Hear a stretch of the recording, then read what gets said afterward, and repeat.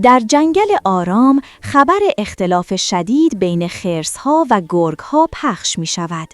حیوانات نگرانند و سنجاب با چشمانی پر از دقت به آینده جنگل می‌نگرد.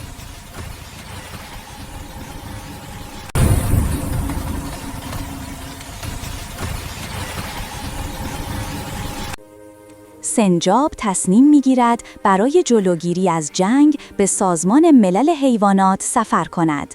دوستانش با نگرانی و امید او را همراهی می‌کنند.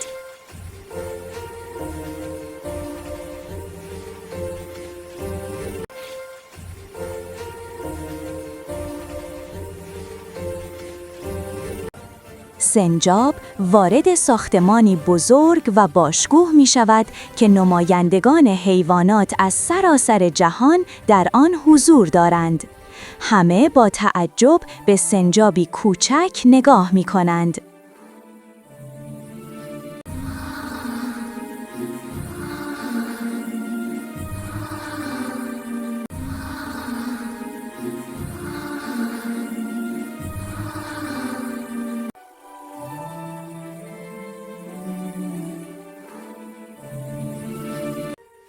سنجاب با صدای رسا از صلح، همدلی و گفتگو سخن می‌گوید.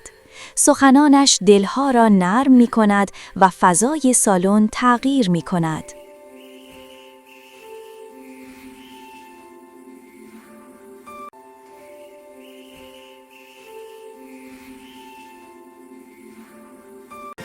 سنجاب با موفقیت باز می‌گردد. جنگل جشن گرفته، خرس‌ها و گرگ‌ها در کنار هم غذا می‌خورند و آواز می‌خوانند.